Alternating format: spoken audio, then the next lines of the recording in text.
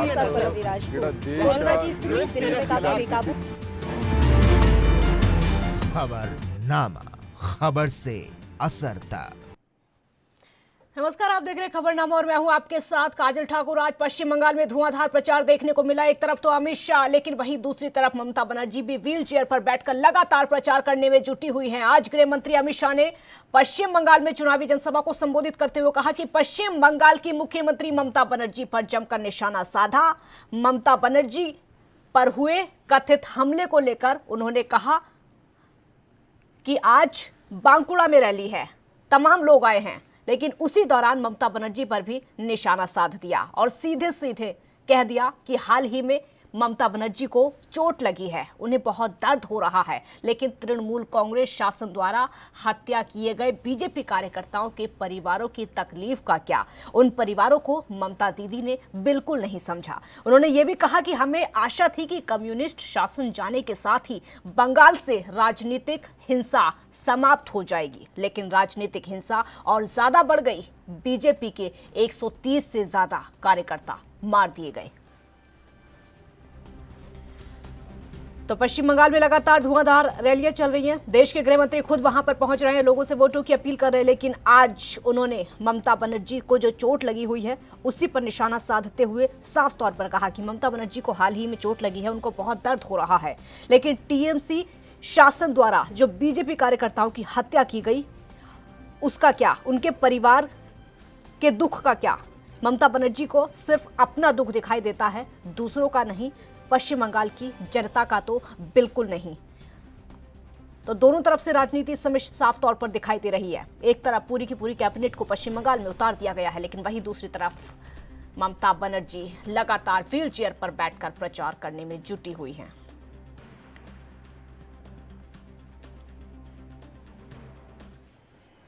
और इसी बीच सीधी तस्वीरें आपको दिखाते हैं उत्तर प्रदेश के मुख्यमंत्री योगी आदित्यनाथ क्या कुछ कह रहे हैं। शासन ने अपनी योजनाएं लागू की हैं, व्यवसाय को भी ध्यान में रख करके शासन ने अपनी योजनाएं घोषित की हैं, और जहां पर एक आम नागरिक के जीवन में भी व्यापक परिवर्तन करने के लिए, जैसे आप जीवन की सुगमता कहते हैं, ईज ऑफ लिविंग को भी और आसान करने के लिए बिना किसी भेदभाव के प्रदेश के अंदर 40 लाख गरीबों को गांव और शहर में आवास मिल जाना क्या कभी मिला था? आप में से बहुत सारे लोग ऐसे रहे होंगे जो आज भी विधायक हैं, पहले भी विधायक थे, और कुछ लोगों ने तो लंबी पारी खेली है। मैं खन्ना जी ही मुझे लगता है कि भले इस समय सो रहे हैं, लेकिन लंबे समय तक वे विधायक के रूप में काम किए थे।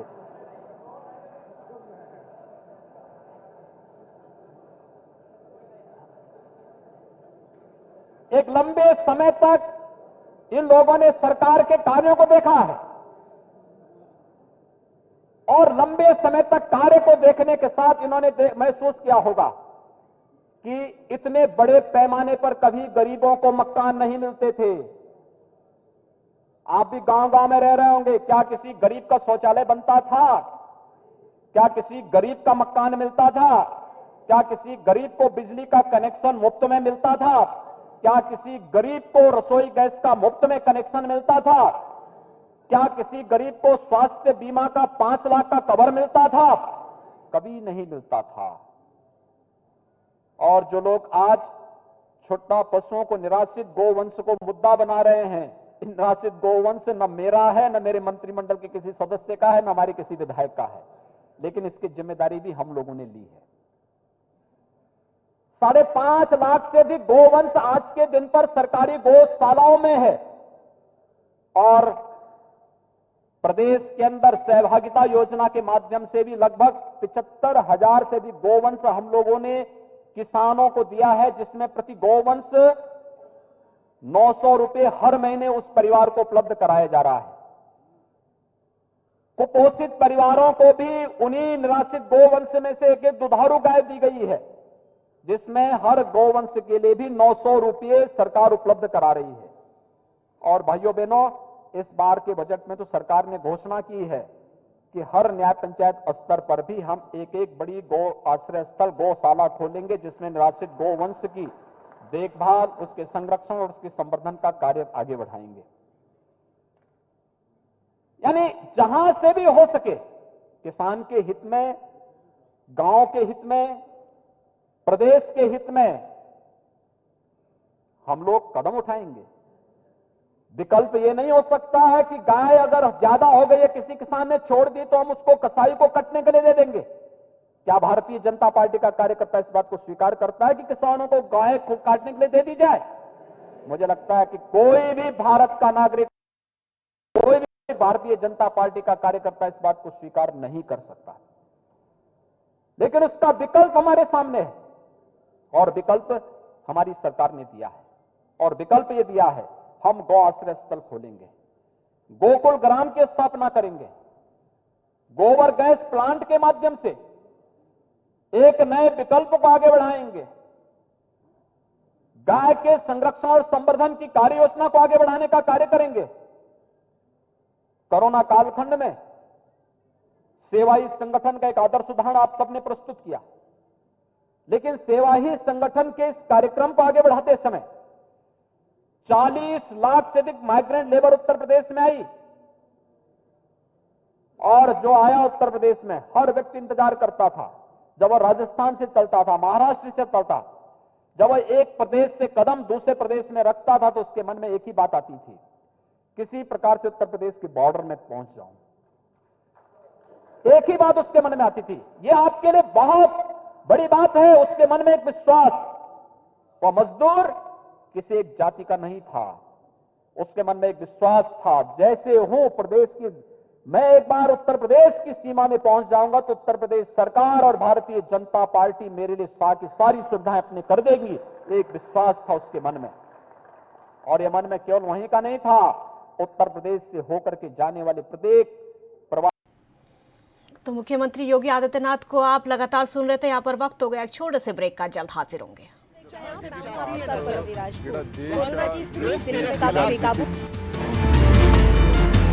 खबरनामा, खबर से असर तक।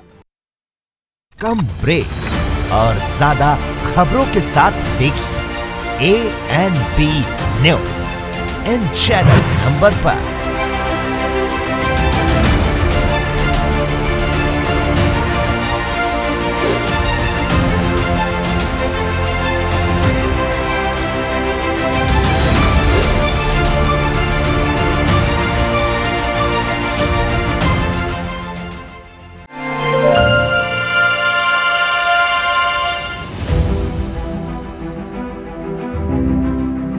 उत्तर प्रदेश में पिछले 4 वर्षों में प्रदेश के अन्नदाताओं का जितना विकास हुआ है, उतना बीते 70 वर्षों में भी नहीं हुआ था।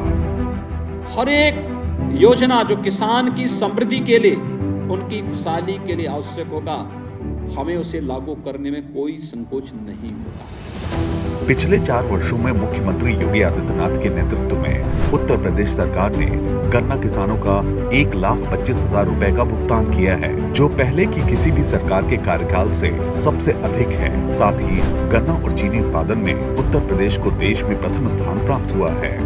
आज उत्तर प्रदेश की 20 चीनी मिलों का विस्तारण और आधुनिकीकरण किया गया है।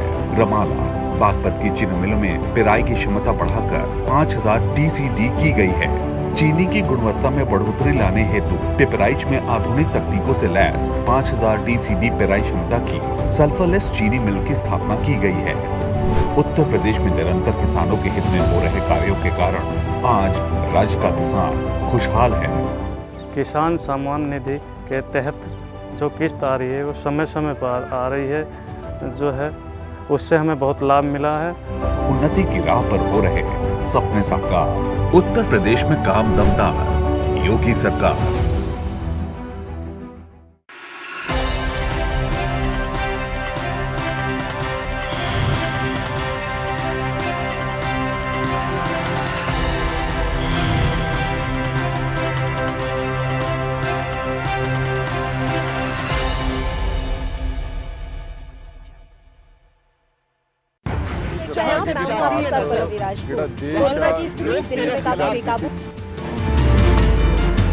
खबरनामा, खबर से असर तक।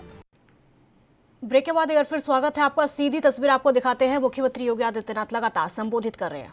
है तो अगर कल उसके साथ कोई दुर्घटना होती है तो सरकार की तरफ से उसे 10 लाख रुपए का बीमा कवर उसको प्राप्त हो जाएगा।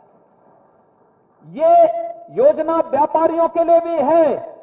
प्रचार प्रसार किए जाने की आवश्यकता है, बताने की आवश्यकता है कि हम लोग हर एक तबके के लिए कर रहे हैं। युवाओं के लिए अभ्युदय कोचिंग की योजना प्रारंभ हुई है। अभ्युदय योजना कोरोना कालखंड के दौरान 14,000 बच्चे हमारे कोटा में कोचिंग कर रहे थे और कोरोना आया। आप अनुमान कर सकते हैं 12,000 14,000 फोन जब केवल बच्चों के लिए आए और उन बच्चों के अभिभावकों की ओर से अलग और उन बच्चों का अलग आता था, कितनी कैसी स्थिति रही होगी हमारे सामने। और फिर हम लोगों ने बस का एक बेड़ा ही वहां भेजा।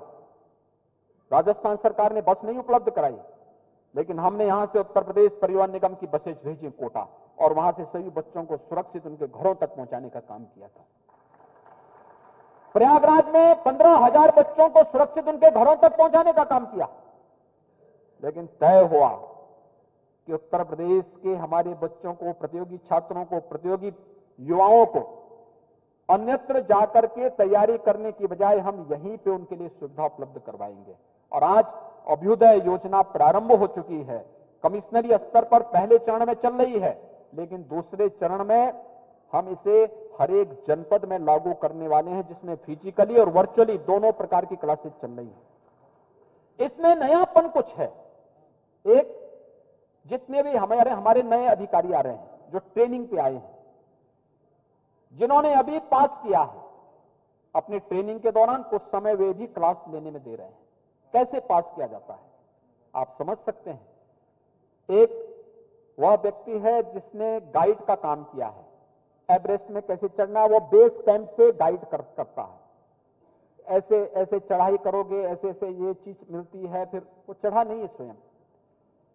एक वह है, लेकिन एक वह जिसने सफलतापूर्वक एवरेस्ट की ऊंचाई पर चढ़ करके सफलतापूर्वक नीचे आया है, वह हम दोनों को मिलाकर के चल रहे हैं। अच्छी फैकल्टी को भी ले रहे हैं और अच्छी फैकल्टी के साथ ही जितने भी आईएएस हैं, आईपीएस हैं, आईएफएस हैं, पीसीएस के हैं, पीपीएस के हैं, इन सभी अधिकारियों से भी हम लोग उनसे भी कह रहे हैं कि वे लोग भी कुछ समय दें, कोई फिजिकली और कोई वर्चुअली उन क्लासेस को लें। और 10 लाख से अधिक युवा अब तक इसके साथ जुड़ चुके हैं प्रदेश के अंदर, जो इसके माध्यम से जुड़ करके प्रतियोगी परीक्षाओं के लिए प्लेटफॉर्म और निःशुल्क प्लेटफॉर्म उपलब्ध करा रहे हैं।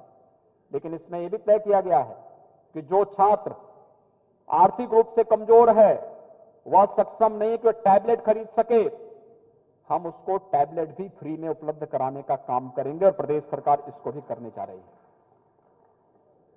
यानी हर एक तबके के लिए सरकार की योजनाएं किस रूप में, जल मिशन के अंतर्गत हर घर नल और घर घर जल की योजना को लागू करने का कार्य हो। ये सभी कार्य युद्ध स्तर पर। कोई सोचता था बुंदेलखंड में हर घर नल की योजना लागू हो पाएगी, कोई सोचता था कि बिंद क्षेत्र में हर घर नल की योजना हो पाएगी, कोई सोचता था प्रदेश 4 वर्ष में 30 नए मेडिकल कॉलेजेस बनेंगे, कोई सोचता था कि प्रदेश में हेल्थ इंफ्रास्ट्रक्चर में इतनी तेजी के साथ कार्य होगा, और कोई सोचता था कि उत्तर प्रदेश के परंपरागत उद्यम को वन डिस्ट्रिक्ट वन प्रोडक्ट के माध्यम से हम वैश्विक मंच पर एक नए स्थान पर प्रस्तुत करने का कार्य करेंगे। आज तो ओडीओपी की योजना वैश्विक मंच पर न केवल एक बार फिर से आदरणीय प्रधानमंत्री जी के मार्गदर्शन में मजबूती के साथ आगे बढ़ रही है, लेकिन साथ साथ यह योजना आज प्रदेश के अंदर ही नहीं बल्कि देश और दुनिया के लिए लुभावनी तो है ही, प्रदेश में रोजगार सृजन का माध्यम भी बन रही है। 40 लाख माइग्रेंट लेबर आई थी, लोग मुझसे कहेंगे लोग, मैं कहता था 40 नहीं, मैंने 1 करोड़ लोगों के लिए हमारी सरकार ने एक तैयारी की है कि ये लोग आएंगे तो हम इनको रोजगार। मुख्यमंत्री योगी आदित्यनाथ को आप लगातार सुन रहे थे। छोटे से ब्रेक का वक्त यहाँ पर हो गया, जल्द हाजिर होंगे।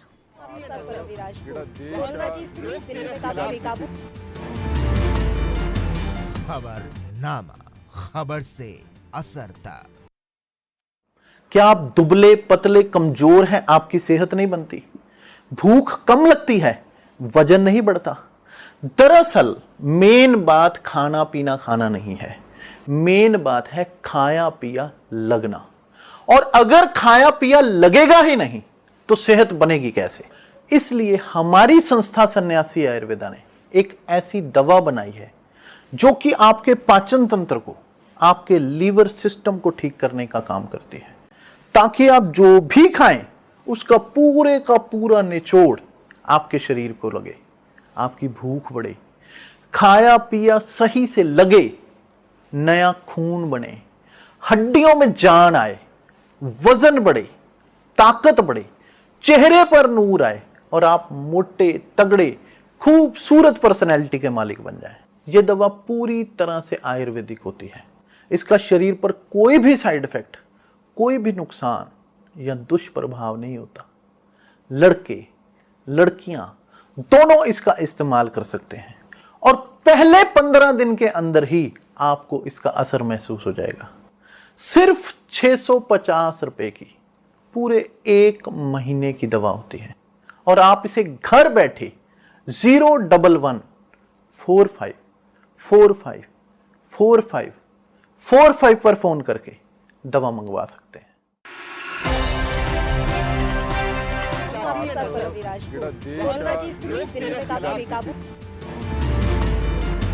खबरनामा, खबर से असर तक। ब्रेक के बाद एक बार फिर स्वागत है आपका। तो खबरनामा में डिबेट की शुरुआत करते हैं। इसमें शामिल होने के लिए हमारे साथ पीएस पांडे टीएमसी का पक्ष रखेंगे। बहुत स्वागत है पांडे जी आपका।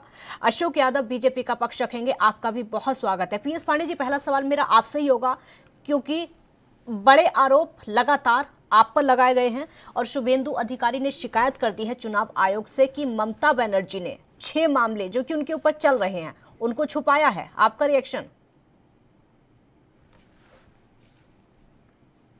काजल जी, मैं आपका अभिनंदन करता हूँ। हाँ, ये बीजेपी के लोगों का, मैं अपने अशोक भाई भी बैठे हुए हैं, अशोक जी नाम है सर आपका ना जी, मैं आपका भी अभिनंदन करता हूँ। ये शुभेंदु अधिकारी जी को जितना भी अनर्गल आरोप लगाना था वो चुनाव के समय ही याद आया कि ममता बनर्जी बहुत बुरी है। इसके पहले क्या वो जो मलाई काट रहे थे उस समय ममता बनर्जी बुरी नहीं थी। ये केवल झूठ का पुलंदा है और चुनाव में वोट बटोरने की सब साजिशें हो रही हैं। इन लोगों से कहिए मैडम कि ये लोग मुद्दे की बात करें पश्चिम बंगाल में और आरोप प्रत्यारोप छोड़ें और धर्म की राजनीति छोड़ें कि धर्म ये है, श्री राम बोलो, नहीं जो श्री राम नहीं बोलेगा वो राष्ट्रद्रोही है। ये सब क्या मुद्दे की बात करके वहां पर चुनाव लड़िए। जनता पश्चिम बंगाल की बहुत चालाक है और दूसरे प्रदेशों की अपेक्षा, बल्कि मैं ये मानता हूं कि जो पश्चिम बंगाल आज सोचता है उसको बाकी पूरे देश के प्रदेश कल सोचते हैं। तो वहां की जनता को इनको बरगलाने की आवश्यकता नहीं है, वो सब जानते हैं। ठीक है अशोक यादव जी, क्यों झूठ बुलवा, ठीक है अशोक यादव जी क्यों झूठ बुलवा रहे हैं शुभेंदु अधिकारी से? शुभेंदु अधिकारी टीएमसी में नेता थे, बड़े अपना एक विशेष पद रखते थे, आज वो भारतीय जनता पार्टी। तो जब कोई दल बदल के आता है तो पुराने दल वाले लोग उसे उसके बारे में ज्यादा सच्चाई पता रहती है। हाँ। शुभेंदु अधिकारी जी को ममता बनर्जी जी के बारे में जितनी अच्छी जानकारी होगी उतनी शायद मेरे और आपके पास नहीं होगी, क्योंकि वो उनके साथ काम किए। तो अब उन्होंने ये बात को बता दिया कि ममता जी के साथ ये दिक्कत है और इन्होंने ये चीजें छुपाई हैं। तो अब ये लोग कह रहे हैं कि ये मुद्दा भटका रहे हैं। अगर सच कह रहे हैं शुभेंदु अधिकारी तो जिनका जानकारी शुभेंदु जी के पास है तो उन्होंने अपनी जानकारी साझा की करके उस पर एप्लीकेशन जो भी कंप्लेंट फाइल किया है। तो अब इसमें इन लोगों को दिक्कत क्यों हो रही है? पीएस पांडे जी, ठीक है। अगला सवाल मेरा पीएस पांडे जी आपसे होगा। अमित शाह आज कह रहे हैं कि ममता दीदी को चोट लगी है, उनको बहुत दर्द हो रहा है, लेकिन टीएमसी शासन में जो हत्या की गई है बीजेपी कार्यकर्ताओं की, वो भी शासन के द्वारा, उनके परिवार का क्या, उनके परिवार का दर्द दीदी को क्यों नहीं समझ आता? मैडम एक बार मैं सवाल बिल्कुल दोहरा रही हूँ। आज अमित शाह ने साफ तौर पर कहा है कि ममता दीदी को चोट लगी है, उनको सिर्फ अपना दर्द दिखाई देता है, लेकिन टीएमसी प्रशासन ने जो बीजेपी कार्यकर्ताओं की हत्या की है वो दर्द दिखाई नहीं देता, उनके परिवार का दर्द दिखाई नहीं देता ममता दीदी को। काजल जी, मैं आपको ये बताना चाह रहा हूँ कि सरासर बीजेपी के लोग वहाँ झूठ बोल रहे हैं। जितनी हत्याएं वहाँ टीएमसी के कार्यकर्ताओं की हुई हैं, 130 चिल्लाते हैं, पता नहीं कितने 130 जो है टीएमसी के कार्यकर्ता बीजेपी के कार्यकर्ताओं द्वारा शहीद कर दिए गए। पीएस पांडे जी, 130 कार्यकर्ता उन्होंने बीजेपी के गिनवाए हैं कि 130 बीजेपी कार्यकर्ताओं की हत्या हुई है? नहीं, ये जो गिनवाते हैं और जिसको हम गिनवाते हैं उसको कौन गिनेगा? ये तो गिनवाते हैं कि 130 हमारे हत्याएं हुई हैं, लेकिन वो हत्याएं जो हुई है और हमारे अगर 530 की हुई है तो उसकी खोज खबर कौन लेगा? आंकड़ा है आपके पास टीएमसी के कितने कार्यकर्ताओं की हत्या हुई है? आंकड़ा पेश करिए। अगर वो 130 बता रहे तो आप भी बताइए। मैडम, जिस तरीके से आंकड़े इनके पास 130 के हैं, हमारे पास भी 530 के हैं। हाँ। लेकिन हमारी बात को कोई सुनने वाला मिलेगा तब नहीं। तो आप रखिए ना अपनी बात को, आप अपनी बात को रखिए ना। जैसे वो 130, वो मंच से खड़े होकर 130 संख्या बता रहे हैं, आप भी अपनी बात को रखिए। आपकी बात भी सुनी जाएगी, पब्लिक के बीच में पहुंचेगी ना। अभी सिर्फ उन्हीं का पता है कि 130 बीजेपी के कार्यकर्ता थे जिनकी हत्या हो चुकी है, टीएमसी का पता नहीं है किसी को। आप मंच पर आकर बोलिए ना, वो तो बोल रहे हैं, अपनी बात रखिए, तभी सुनवाई होगी। मैडम, हमारे नेता लोग बोल रहे हैं, यही तो बात बोल रहे हैं कि हमारे टीएमसी के कार्यकर्ताओं की हत्याएं जो है बीजेपी के लोग कराए हैं। अरे तो अपनी बात रखेंगे, अपनी बात रखेंगे तभी पता चलेगी ना। पीएस पांडे जी, अपनी बात रखेंगे तभी पता चलेगी ना। अमित शाह ने आज मंच से बोल दिया कि हमारे 130 कार्यकर्ताओं की हत्या हुई है, टीएमसी ने उसका जवाब नहीं दिया। आप भी आकर बोलिए, तभी देश को पता चलेगा। मैडम, हम तो अमित शाह जो बोल रहे हैं उनका खंडन करते हैं, उनका खंडन करते हैं कि उनका वो तो एकदम खंडन तो वो आपका भी कर देंगे, खंडन तो वो आपका भी कर देंगे, जो आप बोलेंगे वो उसका खंडन कर देंगे। अशोक जी के बात का एक मैं जवाब देना चाह रहा हूँ मैडम।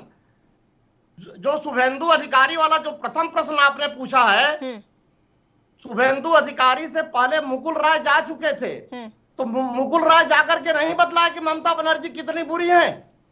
ये चुनाव के समय शुभेंदु अधिकारी बता दिए तो अब बुरी हो गई। इसके पहले नहीं आप लोग कंप्लेन कर सकते। मेरा सवाल ये नहीं था, ये सवाल मेरा पहले था। ये सवाल मेरा पहला था, ये सवाल हो चुका है और जो दूसरा है उसका जवाब आप नहीं दे रहे। ठीक है, ठीक है, पूछ लिए। आपको बताता हूँ मैं, मुकुल रॉय जी आए थे बहुत पहले और शुभेंदु जी अभी आए हैं, तो उतने बीच का जो गैप है। और मुकुल रॉय सेंट्रल का काम करते थे, शुभेंदु जी स्टेट देखते थे उनका, और जब उन्होंने स्टेट देख के उनके साथ काम किया तो उनको ज्यादा अच्छी जानकारी उनके नजदीकी है। और ये जो कह रहे हैं शुभेंदु जी ने जो तो बिल्कुल सही कहना चाहते हैं के कार्यकर्ता, टीएमसी के कार्यकर्ता, टीएमसी प्रशासन ने मिलकर भारतीय जनता पार्टी ने बहुत हत्या की है। 130 के आंकड़े, लेकिन बहुत आंकड़े नहीं मालूम हो पाए, उजागर नहीं हो पाए। और इनका तो इतना बड़ा गुंडा राज अत्याचार चल रहा है बंगाल में, और बंगाल की जनता पूरा मूड बना चुकी है, परिवर्तन की लहर चल रही है और भारतीय जनता पार्टी वहां पूर्ण बहुमत की सरकार बना रही है। और उसकी बौखलाहट है कि आपको बताता हूं कि ये इनका पैर फिसलता है और चोट लग जाती है और कहती है हमला हुआ है। आप देख लीजिए कि बौखलाहट और डर इस बात इतना हो चुका है कि चोट लगने को हमला बता रहे हैं टीएमसी के। तो आप भी बोल दीजिए ना, तो आप भी बोल दीजिए। अशोक यादव आज अमित शाह पहुंचे हैं, 1 मिनट अशोक यादव आप भी बोल दीजिए। आज अमित शाह पहुंचे, वो खुद बता रहे थे कि उनके हेलीकॉप्टर में देरी हुई है, कुछ खराबी हुई थी। तो ऐसे तो आप भी बोल दीजिए कि वो खराबी टीएमसी ने करवा दी। आप भी बोलिए, बोलने के लिए थोड़ी किसी ने मना किया है। हमें देखिए, आप समझ रहे हैं, हम लोग बिल्कुल साफ सुथरी राजनीति करते हैं। हाँ। जो सच है वो सच है। हम बड़े साफ सुथरी राजनीति करते हैं। अगर साफ सुथरी राजनीति करने वाले आप लोग कह रहा है कि कोई हमला नहीं हुआ, कुछ नहीं हुआ, और दीदी कह रही है। और आपको मजाक की बात होता है, पहले आप बोल लीजिए, मैं बोलूंगा। एक एक करके आ रहे हैं आपके पास।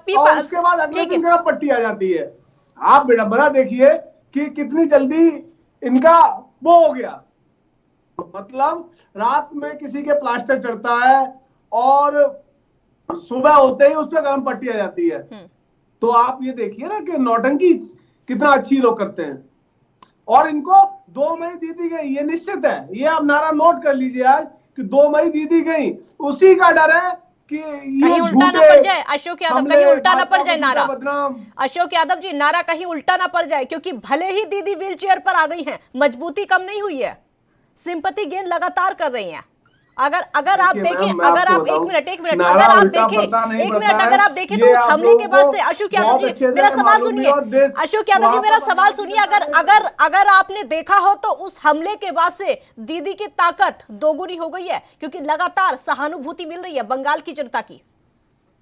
देखिए मैं बताता हूँ आपको कि दीदी जो कह रही हैं और दीदी को जो सहानुभूति मिल रही है वो सहानुभूति नहीं है, वो उन्होंने अपना जो वो प्रोपेगेंडा के तहत जो काम किया था। लोग देखिए, वो तो हम भी कह रहे हैं, हम भी सोच रहे हैं हम दीदी को देखने जाए कि उनको चोट लगी है। तो जब किसी को चोट लगती है, हमारे यहाँ संस्कार है। पीएस पांडे जी से आपका जवाब लेंगे, ब्रेक पर जाना होगा, छोटा सा ब्रेक यहाँ पर, जल्द हाजिर होंगे।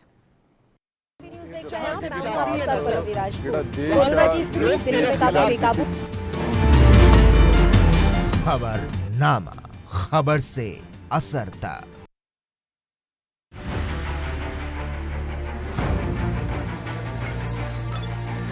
खबर चाहे सियासत की हो या सरकार की, खबर चाहे भ्रष्टाचार की हो या गुनहगार की, दिन भर में क्या रहा देश जगत का हाल, किस मुद्दे ने बनाई किसकी सरकार, रखते हैं हम सब पर नजर, पहुंचाते हैं हम हर खबर। हम हैं ANB न्यूज। कम ब्रेक और ज्यादा खबरों के साथ देखिए ANB news in channel number पर।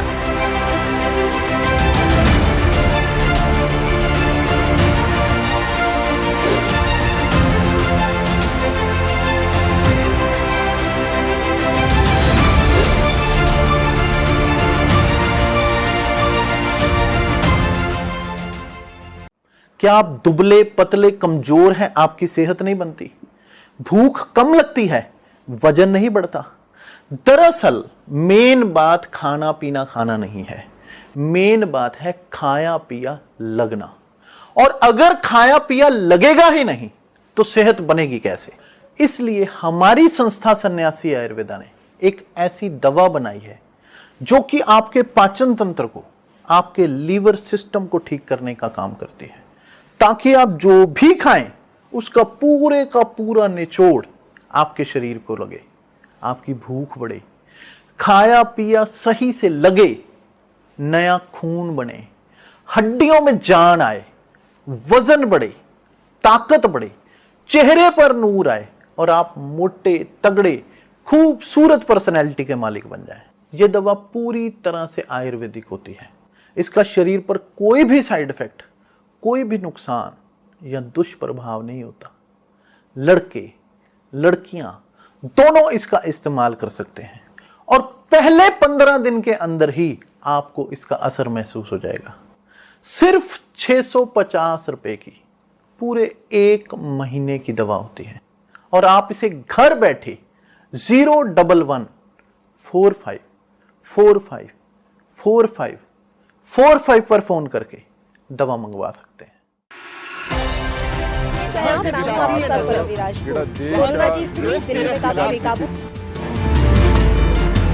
खबरनामा, खबर से असर तक। ब्रेक के बाद एक बार फिर स्वागत है आपका। तो बंगाल में चुनाव है लेकिन राजनीति जमकर हो रही है, चाहे वो व्हीलचेयर पर राजनीति हो या फिर बीजेपी के मंच पर राजनीति हो। अगला सवाल पीएस पांडे जी मेरा आपसे होगा। लगातार आरोप आप पर ही लग रहे हैं कि ममता दीदी की चोट पर दांव खेल रही है टीएमसी। खेल रही है ममता जी। मेरा सवाल आपसे यह है क्योंकि बीजेपी की तरफ से लगातार आरोप लगाया जा रहा है कि ममता दीदी की चोट पर टीएमसी दांव खेल रही है। मैं ये कहना चाहता हूँ कि बीजेपी के लोग आखिर मुद्दे की राजनीति कब करेंगे मैडम? ये केवल झूठ के आधार पर चुनाव जीतना चाहते हैं और इसका ये फितरत रही है कि किसी भी तरीके से, चाहे प्री इलेक्शन चाहे पोस्ट इलेक्शन, हमारी सरकार बननी चाहिए। और इसी के मद्देनजर इनकी सारी फोर्सेस, 26 मंत्री लगे हुए हैं, तीनों सीबीआई एजेंसी,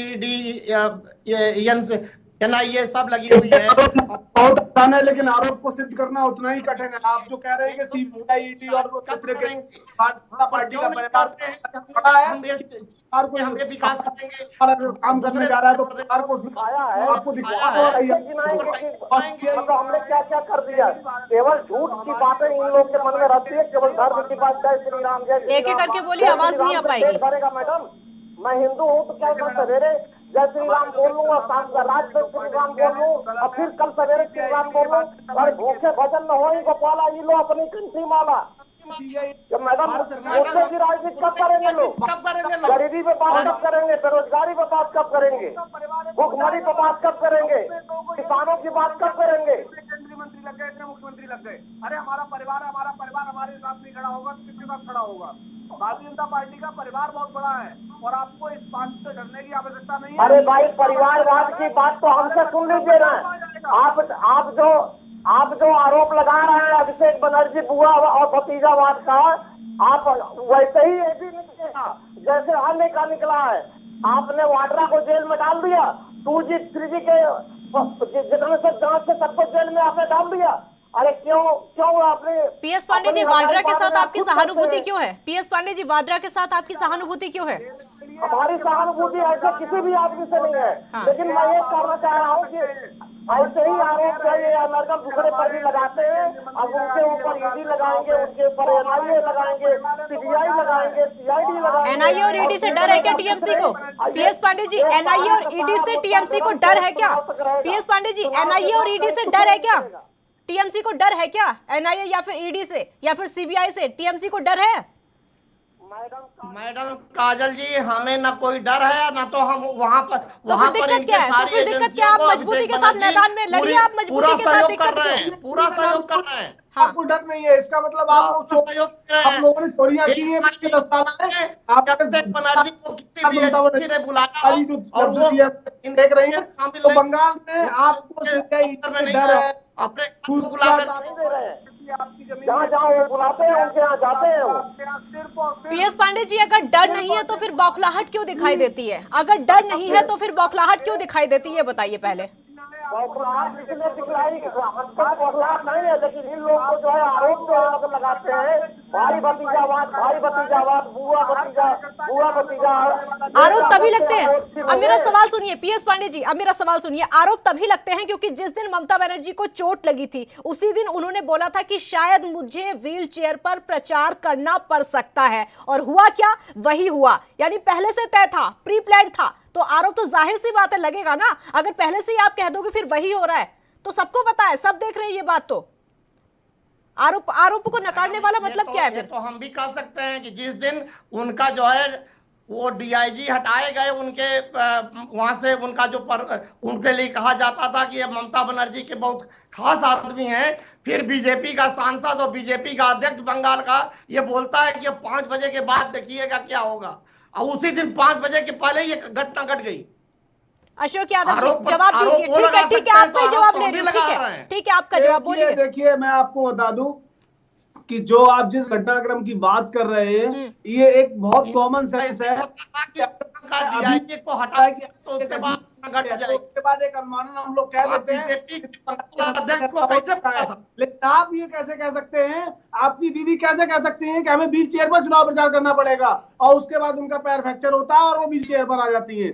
मतलब ये आपका एक घटनाक्रम है, आपने षड्यंत्र के तहत किया है। और जो हमारे अध्यक्ष ने कहा, घोष जी ने जो कहा है, वो एक घटनाक्रम नहीं, वो एक घटनाक्रम हो रहा था तो उसने अनुमान लगा लिया कि आप शाम तक देखिए और क्या क्या होता है चीजें। एक एक करके बोलिए, आवाज नहीं आ पाएगी ऐसे। एक एक करके बोलिए, एक एक करके बोलिए, समझ नहीं आएगा किसी को भी। गए तो अब इनको जो है इनको देखा जाएगा कि 5 बजे के बाद क्या होता है। वो कैसे प्रेडिक्शन कर लिए? इस बात का प्रेडिक्शन उनको कैसे हो गया?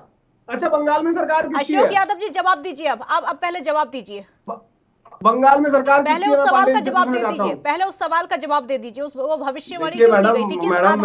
किस आधार पर वो भविष्यवाणी की गई थी? अशोक जी, पहले ये हमको बताइए कि बंगाल के बीजेपी के अध्यक्ष को ये प्रेडिक्शन पहले से कैसे हो गया कि ममता बनर्जी को जो है बाद में व्हील चेयर पर जाना पड़ा? जो भविष्य भगवान है, ईश्वर है, गॉड है, क्या है? जवाब ले लेते हैं उससे। कैसे पता चल गया? ठीक है, अब बोल लेते। देखिए, आप फिर आपको मालूम हो कि ममता बनर्जी जी ने ये बात कही थी कि अगर कुछ मुझे व्हील चेयर पर चुनाव प्रचार करना पड़ सकता है। वो तो बाद में कहा ना, वो तो चोट लगने के बाद में कहा ना, वो तो चोट लगने के बाद में भविष्यवाणी तो बीजेपी वालों ने पहले कर दी थी। काजल मैडम के देखते, मैं आपको बता दूं मैडम, तो ये बात बताना चाह रहा हूँ कि आप यहाँ से स्टेटमेंट पहले आया है और ममता का भी स्टेटमेंट बाद में आया है। पीएस पांडे जी, पहले मेरी एक बात सुनिए, रिपोर्ट आ चुकी है, कोई हमला नहीं किया गया है, रिपोर्ट आपको भी पता होगी, कोई हमला नहीं हुआ है, रिपोर्ट में साफ हो गया है। अब आरोप लगाने का मतलब नहीं है कोई। और वहां पर आपकी सरकार है, आपकी रिपोर्ट कह रही है, रिपोर्ट आ चुकी है और रिपोर्ट में साफ तौर पर लिखा है कि हमला नहीं किया गया है, यह हादसा है, हमला नहीं है, हादसा है। नहीं लगा रही हैं तो हम क्यों लगाएंगे, लेकिन उन्होंने बताया है कि अब लोकतंत्र खतरे में है, इसलिए मैं अपने पैर को लेकर के, अपने पैर के दर्द को लेकर के घर में नहीं बैठूंगी। मैं लोकतंत्र को बचाने के लिए, पब्लिक के दर्द को बचाने के लिए मैं फील्ड में उतरूंगी। व्हील चेयर पर 5 किलोमीटर का उन्होंने अभी कल रोड शो किया है और लगातार। ये बताइए, अगर हमको चोट लग जाएगी तो हमारे जैसा आदमी तो बेड पर होगा। उस साहसी महिला का जिनको गुणगान करना चाहिए हमारे अशोक जी को, मुख्यमंत्री बनना तो करना ही पड़ेगा। कुछ चीजों का गुणगान भी करना सीखिए। पीएस पांडे जी, अगर मुख्यमंत्री बनने की चाहत रखती हैं तो करना ही पड़ेगा। वो मुख्यमंत्री पीएस पांडे जी, मेरा सवाल सुनिए, ममता बनर्जी अगर मुख्यमंत्री बनने की चाहत रखती है ना तो उनको करना ही पड़ेगा, कुछ भी करना पड़ेगा। या तो आप मुख्यमंत्री बनने की चाहत मत रखिए, अगर रखते हैं तो करना पड़ेगा, इसीलिए कर रही है वो। मैडम, जो राजनीति में है वो किसी भी व्यक्ति को हम नहीं कहते कि वो जो है, हर एक आदमी अपना मंसूबा पालता है और हर एक आदमी का अपना एम्बिशन होता है, और उनका भी है कि वो तीसरी बार मुख्यमंत्री बने, और वो तीसरी बार मुख्यमंत्री बनने भी जा रही हैं। उस मंसूबे को एहसान मत लाख बनाइए, ढकोसले के बाद, उस मंसूबे को एहसान मत बनाइए, जा रही हैं। उस मंसूबे को एहसान मत बनाइए। अगर वो मंसूबा पाल कर बैठी है कि बंगाल की मुख्यमंत्री उनको बनना है इस बार भी, तो उनको करना पड़ेगा, वो एहसान की जरूरत नहीं है फिर।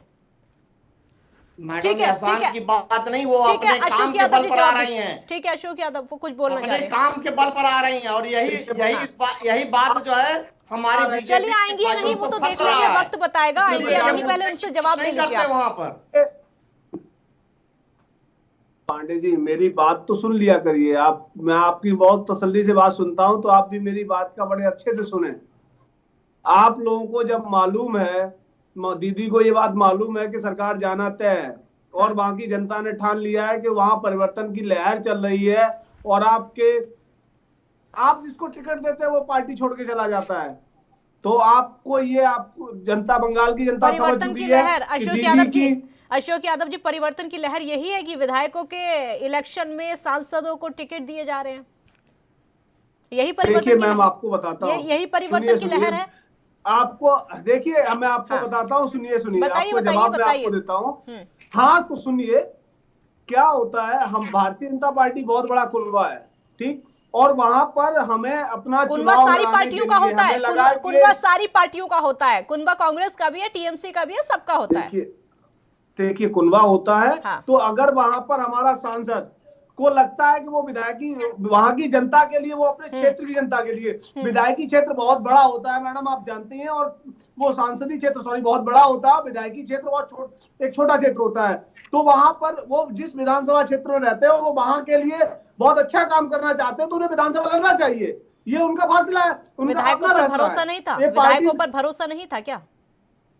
हमारे विधायक तो वहां थे ही नहीं मैडम। नहीं, विधायक जो स्थानीय लोग थे, विधायक उनको बनाया जा सकता था, नए लोगों को मौका दिया जा सकता था। देखिए, मैं बता रहा हूँ, ये स्थानीय, तो ये जो चुनाव लड़ रहे हैं, ये बाहरी लोग हैं? नहीं, वो वही के लोग हैं, वो वही के लोग हैं, वहीं पर पैठ रखते हैं। लेकिन सवाल ये है, सवाल ये है, नहीं सवाल, मैडम, हाँ मैडम, मेरी बात सुनिए, जब वहां परिवर्तन की लहर चल रही है, तो जो मेरे सांसदों को टिकट दिया गया है, इनकी अपनी इच्छा थी कि हम विधानसभा लड़ेंगे, हम लोकसभा को छोड़ने, लोकसभा में उन्हें मालूम है, भारतीय जनता पार्टी जब सरकार बनाई तो इन लोगों का अनुभव है लोकसभा चलाने का, तो वहां की स्टेट के लिए बहुत अच्छा काम कर सकेंगे। जो दिल्ली में आके दिल्ली देखे, लिए, तो प्रदेश की जनता के लिए बहुत अच्छा करेंगे, इसलिए उनका अपना खुद का निर्णय है, और उन्होंने वहां विधानसभा चुनाव के लिए पार्टी को बोला, तो पार्टी ने प्रत्याशी बनाया। अशोक यादव जी, सवाल ये है, अशोक यादव जी, सवाल ये है कि बीजेपी के पास विधायकों के चेहरे नहीं थे, इसीलिए सांसदों को वहां पर उतारना पड़ा। ये अन्य पार्टियों का कहना है। आप समझे, देखिए मेरी बात सुनिए, वो जो कह रहे हैं, बात का जवाब दे रहा हूं। ठीक है, आती हूं। देखिए, वहां पर विधायकी, जब हमारे पास विधायक थे नहीं, तो विधायकी चेहरे कैसे? हमें लगा हमारा सांसद कह रहा है तो वह सांसद जो काम कर रहा है पिछले 2019 में इलेक्ट होके आए तो वो काम कर रहा है, तो उन्होंने कहा मैं विधानसभा में काम करना चाहता हूं तो विधानसभा लड़ेंगे। अब उसके लिए भारतीय जनता पार्टी को ऑलरेडी विधायक नहीं थे तो विधायक का टिकट के सांसद को दे दिया है। ठीक है, पीएस पांडे जी आपका जवाब दे। आप मेरी बात को समझने की कोशिश करें। ठीक है, आपकी बात पूरी करेंगे। हमारा तो हमारा उसको टिकट दे दिया। पीएस पांडे जी एक बार सुन लीजिए, आपकी बात पूरी हो गई, एक बात सुन लीजिए, बोलिए। मैडम काजल जी, मैं आपके माध्यम से अशोक जी के यहाँ तक एक बात पहुंचाना चाह रहा हूँ। 4 सांसदों को इन्होंने लाकर चटारिया दास गुप्ता जी को और निशित प्रमाणिक को 4 लोगों को जो उतारा है, जरा सा अगर इनमें ये इतने ही दूध के धुले हुए हैं भाजपा के लोग, तो जरा सांसदी से पहले इस्तीफा तो दे यार। पहले वहां सांसदी से इस्तीफा दे दो, एमपी को रिजाइन कर दो और उसके बाद वहां एमएलए का चुनाव लड़ो। देखिए कानून पांडे जी एक बार प्लीज कानून को पढ़ लीजिए, हमारे संविधान को पढ़िए। और उसके बाद वो यहाँ पर मैडम बताइए कि पहले वहां की सीट खाली करके यहाँ आके लड़े। एक बार अपने ज्ञान को बढ़ाइए और संविधान को पढ़िए। आप लोगों ने संविधान की जिस तरह से धज्जियां उड़ाई और आज भी आप वही गलती कर रहे हैं कि संविधान के हमारा वहां से पहले इस्तीफा दिलाइए। संविधान में लिखा है कि वो सांसद हैं, अगर वो विधानसभा लड़ना चाहते हैं तो लड़ने के बाद इस्तीफा दे के जाएंगे। संविधान की बात की जाती है और बाकी चीजों में संविधान खत्म हो जाता है। आप थोड़ा सा ज्ञान बढ़ाइए और बढ़ा देते हैं, किसानों के बिल को वापस नहीं करते हैं। उन्होंने संविधान एक एक करके बोलिए, आवाज नहीं आएगी, किसी की भी आवाज नहीं आएगी, एक एक करके बोलिए। पीएस पांडे जी, अगर उन्होंने 4 सांसदों को उतार भी दिया है पश्चिम बंगाल में, डर है क्या टीएमसी को? खुद की मजबूती पर भरोसा नहीं है? कोई डर नहीं है, लेकिन हमें आपत्ति ये है कि ये संविधान का सहारा न ले और वहां पर अगर ये दूध के धुले हुए हैं, ये चैलेंज ममता बनर्जी ने शुभेंदु का चैलेंज स्वीकार किया और एक जगह से लड़ रही हैं, उनको जो है अब दिन में तारे नजर आ रहे हैं। मजबूत है इसी तरीके से अगर टीएमसी मजबूत है, पीएस पांडे जी सवाल सुनिए, अगर टीएमसी मजबूत है तो उसको दिक्कत नहीं होनी चाहिए, जहां वहां से टिकट किसी को भी मिले, सांसद को मिले या विधायक को मिले, किसी भी मंत्री को मिले, अगर आपको अपनी मजबूती पर भरोसा है तो दिक्कत नहीं होनी चाहिए। हमें कोई दिक्कत नहीं है मैडम। वो जो 4 लोग आ रहे हैं वो वहां से हारने जा रहे हैं, लेकिन दोनों हाथ में ये जो लड्डू रखे हैं कि चलो वहां से जीते तो ठीक है, नहीं तो हमारी एमपी तो बरकरार है। ये नहीं चलेगा। वहां की जनता समझ रही है। अगर आप में जरा सा भी इंसानियत बाकी है तो संविधान का सहारा मत लीजिए, संविधान की दुहाई मत दीजिए और एमपी से रिजाइन करवाइए और उनको चुनाव लड़वाइए। और आपकी पार्टी में उसी दिन फूट हो जाएगी। वही लाकर चटर्जी चुनाव नहीं लड़ेंगी, दास गुप्ता चुनाव नहीं लड़ेंगे, निशित प्रमाणिक चुनाव नहीं लड़ेंगे। जब जान जाएंगे कि हमारी एमपी की सीट भी जाएगी और यहाँ से भी आपका जवाब ले लेते हैं, आपका ही जवाब ले लेते हैं। लास्ट रिएक्शन है अशोक जी, मेरी आवाज आ रही है आप तक? आपकी पार्टी में उसी दिन फूट हो जाएगी। पहले कह दीजिए कि वहां से चुनाव मतलब एमपी से रिजाइन करें लोग। ठीक है, फूट होगी या नहीं देखते हैं। बहुत शुक्रिया आप दोनों का हमारे साथ जुड़ने के लिए। तो अमित शाह ने आज बड़ी रैली की है, ममता बनर्जी पर बड़ा हमला बोला है। एक तरफ तो ममता दीदी को चोट लगी है, लेकिन वहीं दूसरी तरफ कहा जाता है कि सिर्फ ममता दीदी को अपना दर्द दिखाई देता है, बल्कि उनका नहीं दिखाई देता। जो कि बीजेपी के कार्यकर्ता थे जिनकी ममता शासन में हत्या की गई, उनका दर्द किसी को दिखाई नहीं देता है। देखते रहिए ANB न्यूज। नमस्कार।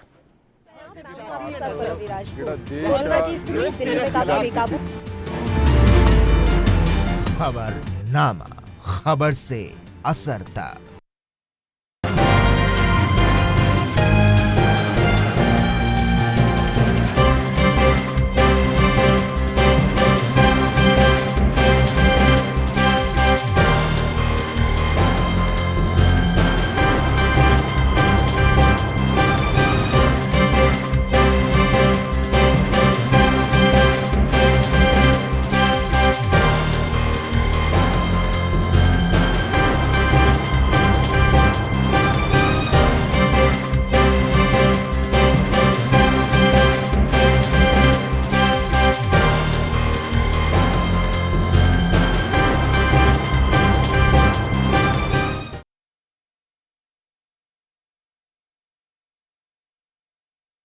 क्या आप दुबले पतले कमजोर हैं, आपकी सेहत नहीं बनती?